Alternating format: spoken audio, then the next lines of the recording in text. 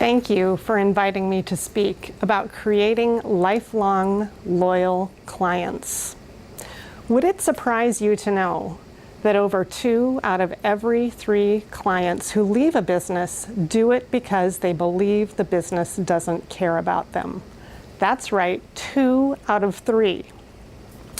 I'll never forget when I had a conversation with Amelia about this statistic.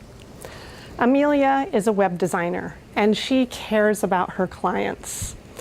She spends lots of time working one-on-one with them to create the perfect website to represent them online. And then, when the project is over, she naturally moves on to the next client and gives them her undivided attention.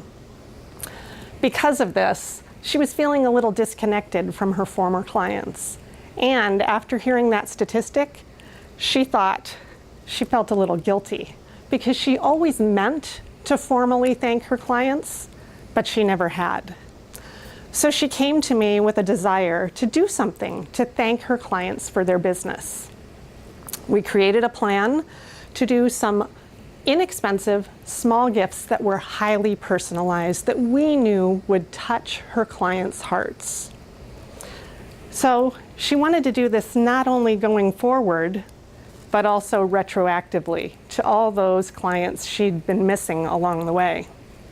The problem was, those former clients weren't paying her any longer, and she didn't have a big budget for gifts, so we decided to send a few each month to get her caught up. Well, the results blew her away.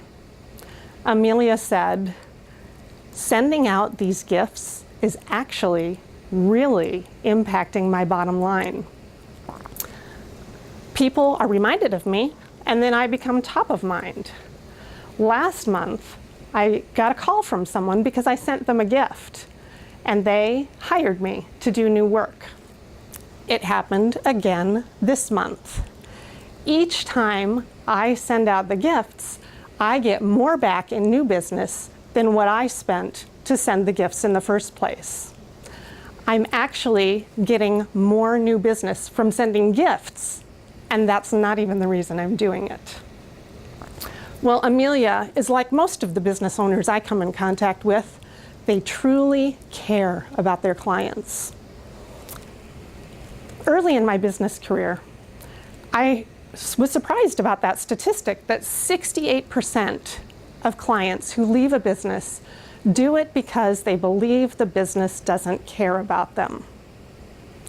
At first, I was relieved because I care about my clients. So clearly, I was off the hook. The statistic did not apply to me. But then I started thinking about all those business owners that I know, and they care about their clients too. They're not just a bunch of greedy capitalists. So I thought, how can the statistic even exist? Then I looked more closely. It isn't that the businesses don't care. It's that the clients believe the businesses don't care. Taking care of current clients is an investment in future business. And now I could see how this statistic could exist. You see, I know that business owners are busy. They're just trying to keep all the balls in the air.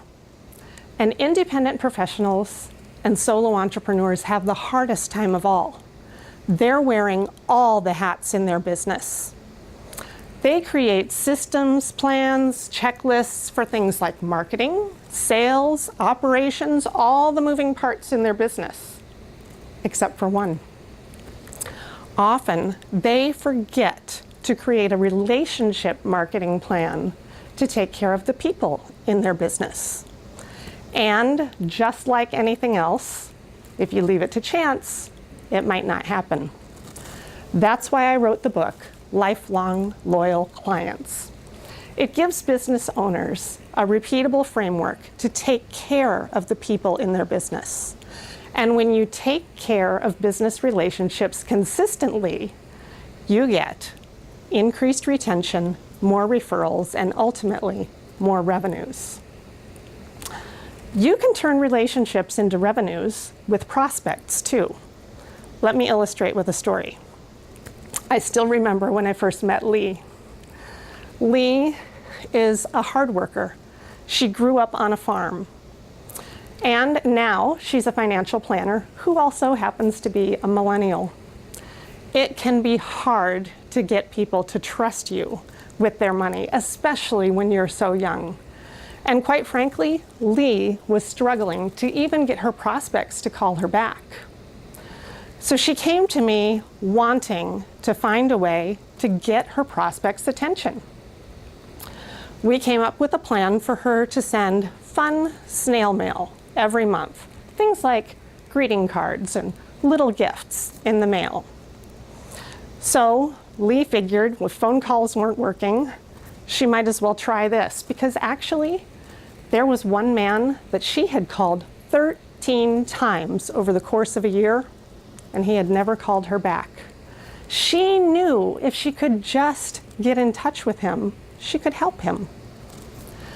So Lee started sending out the mail.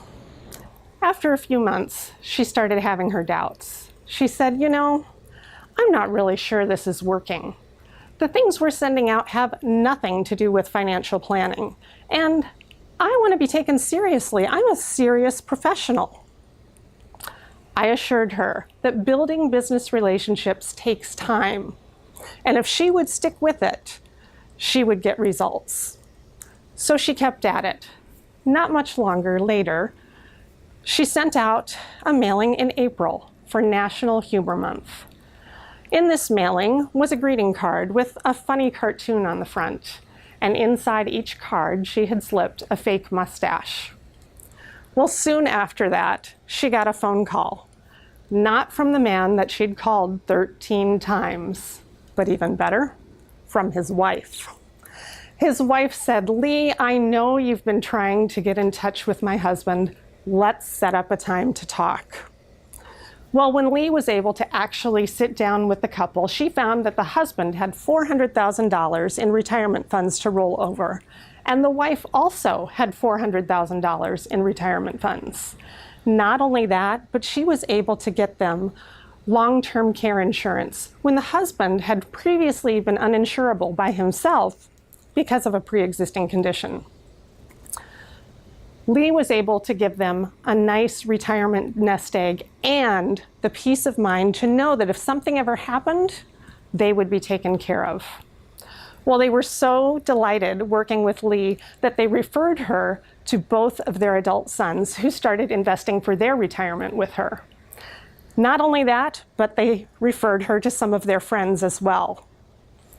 Lee says, I attribute all that new business to that one mailing about Humor Month.